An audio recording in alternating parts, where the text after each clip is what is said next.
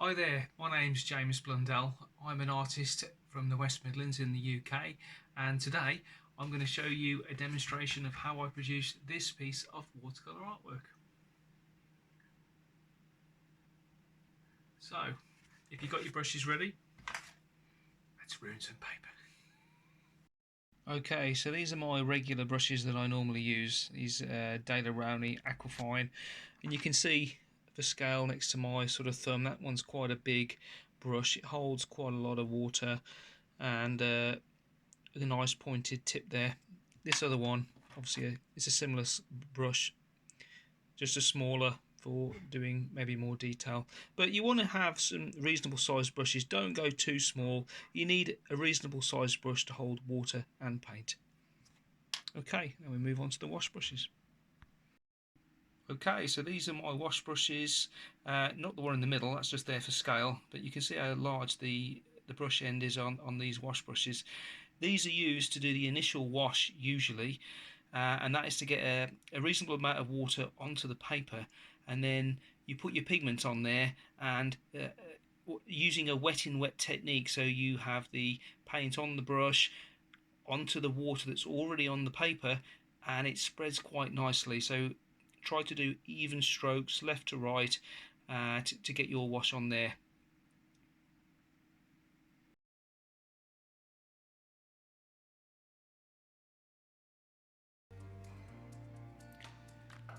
Okay, right.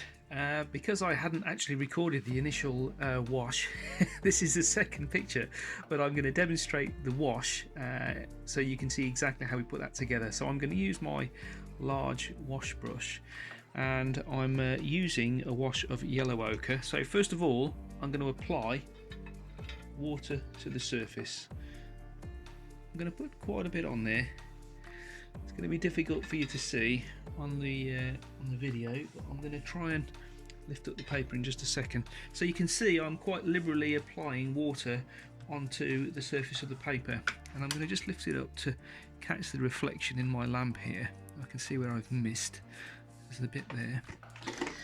Okay, so now I'm going to get my yellow ochre paint, which I've got in my palette here.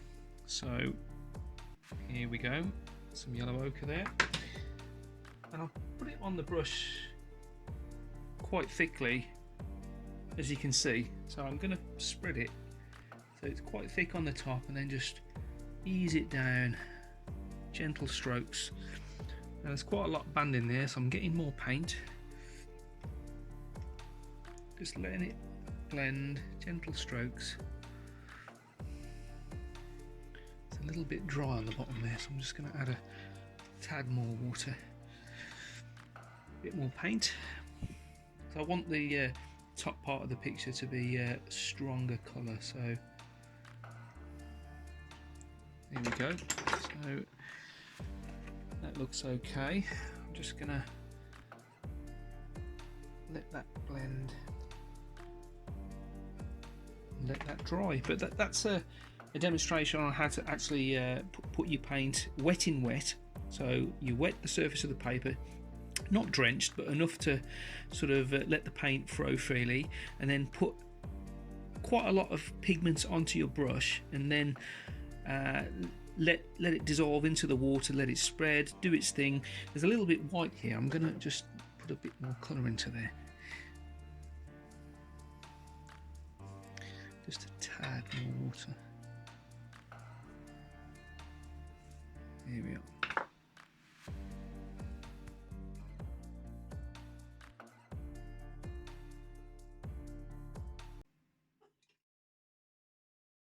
Okay, for this painting, I'm mainly using 4 colours. I'm using the yellow ochre, which was our original wash. I'm using sepia, indigo, and a little bit of Payne's grey. Okay, so I'm using a little sepia. I think there was a little bit of burnt umber in there, so I'm putting the paint wet into the wash, and I'm just spritzing it a little there to get it a little more damper.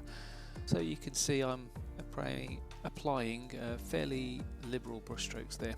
Just trying to get an indication of a tree line in the distance. And you have to remember this looks dark, but it will dry a lot lighter. So yeah, putting a little bit of a foreground colour in there, a sort of sweep.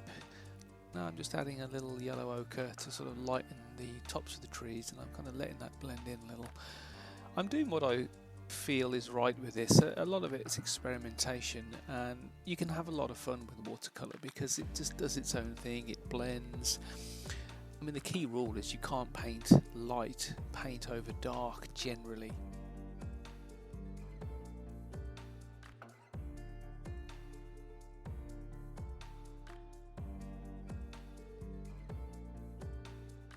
Okay, so I'm just tilting the board there, let the paint spread down the page. And it's always good to sort of have your paper attached onto a board. It doesn't have to be fixed on every edge like I have it here. You can just tack it onto the edge. Sometimes it can ruckle with a lot of water, but with good quality thicker paper it's not such a problem.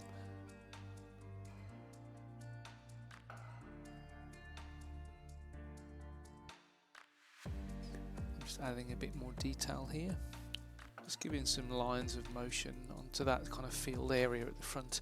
Sometimes it's useful to have like a line that leads you into the picture, like a sort of a zigzag shape almost. What I'm doing here is using just a piece of wood to sort of scrape away the paint to reveal the paper underneath, and I'm trying to indicate trunks, tree trunks, and that's quite effective.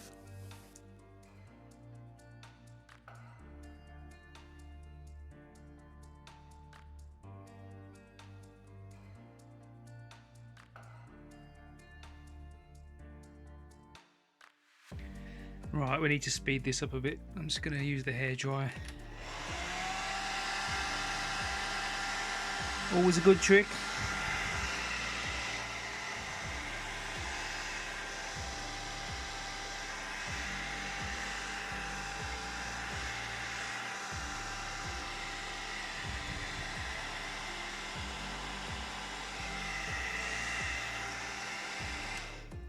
Okay, we'll leave it a little bit longer.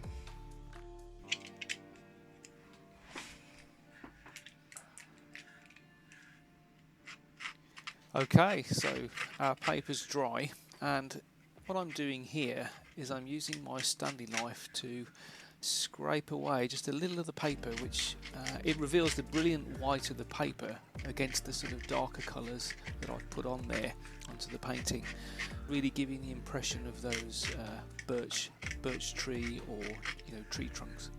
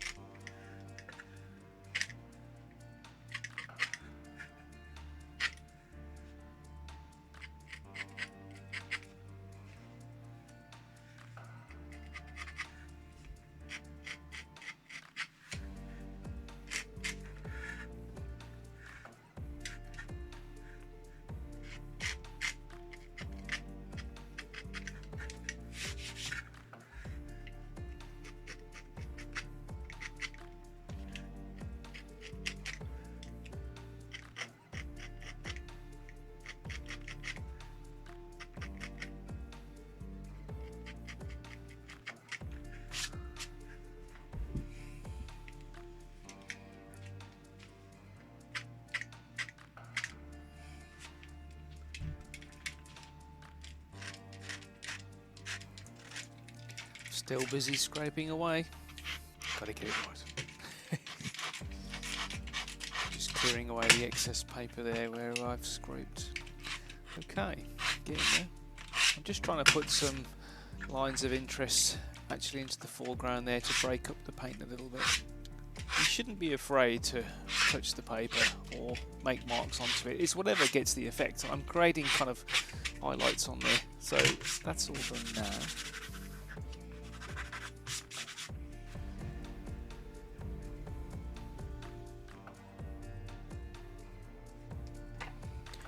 Okay, so let's have a closer look at what we've done. So I'll hold it up so you guys can have a look. I quite like the marks in the foreground. It kind of looks like grass a little bit where I've sort of made those marks and dragged. So I'm going to add to that.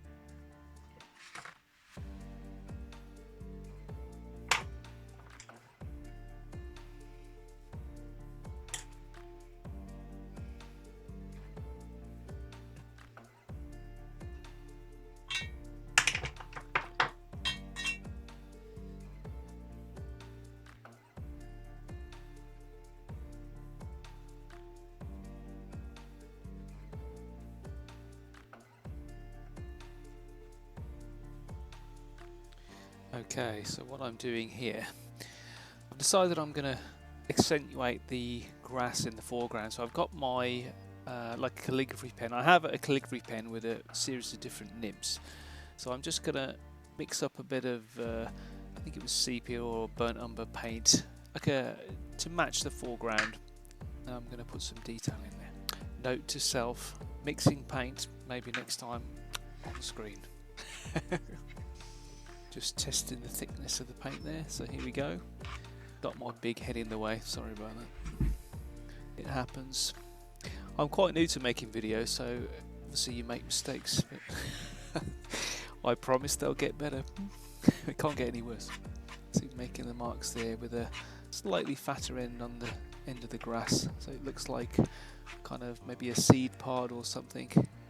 Just something to add some detail in the foreground. I think a few more marks in there to make some detail, a little bit of trees, not tree stumps, sorry, grass stumps or flowers or something.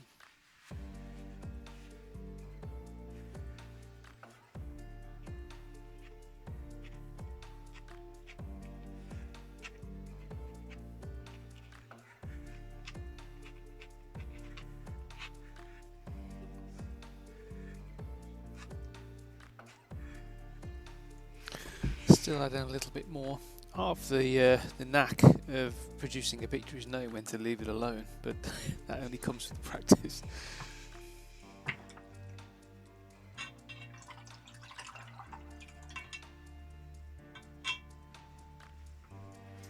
Okay, I've been looking at the sort of shadow area under the trees, and I wanted to add some more darks in there, so I'm just wetting the paper. So I've got some darker colour, so I can just dabbing it in there so it sort of bleeds in there, so it doesn't look too hard on the paper.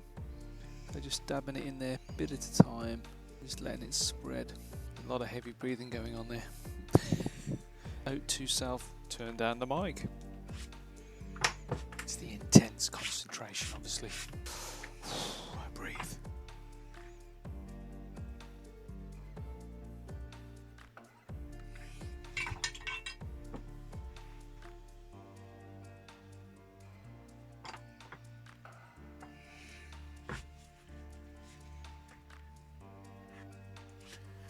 Okay, and you're going to see some birds miraculously appear in the sky in a second, and that's because I forgot to restart the recording when I was painting.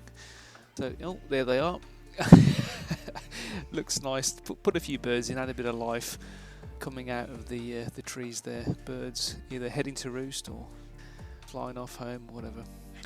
And I'm putting some areas like a fence at the base of the trees here, and I redo this. I put this in and I decided it wasn't actually, it just didn't look like there was enough contrast there, so I've redone it. So, signing the picture, just get my initials on the bottom there, and we're done. Nearly.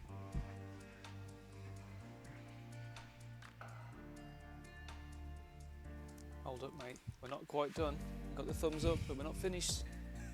Get back on it, concentrate. Well, after looking at the picture, I've decided I think it needs a little bit more something here. It seems to be missing something.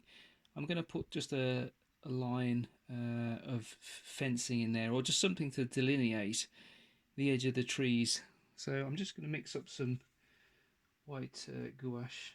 Let's give it a test on here. Yep. Okay, right. Let's put something here. And you have to remember it'll dry a lot lighter than this.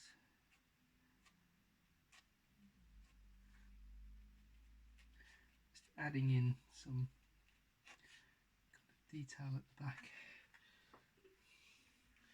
Maybe a few more branches on some of these trees as well.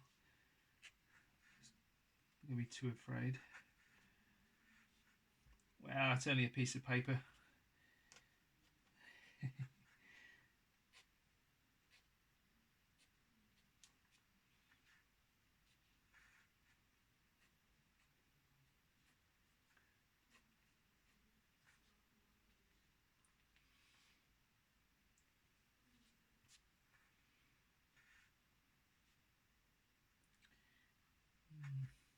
Maybe a little bit on the birds as well.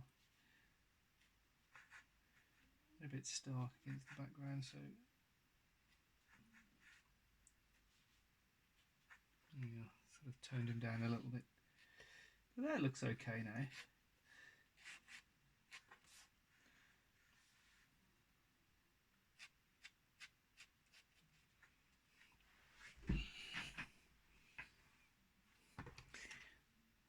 Yeah, I think that's okay. I think we're going to leave it at that. Another piece of paper ruined. Well, nearly.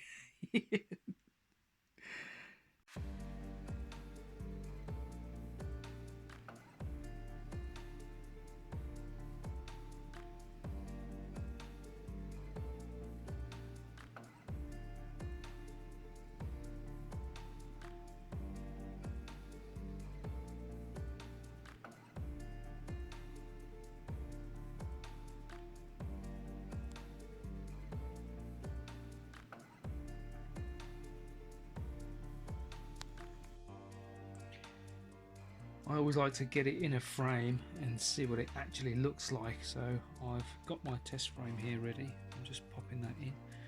Let's put the backing plate on.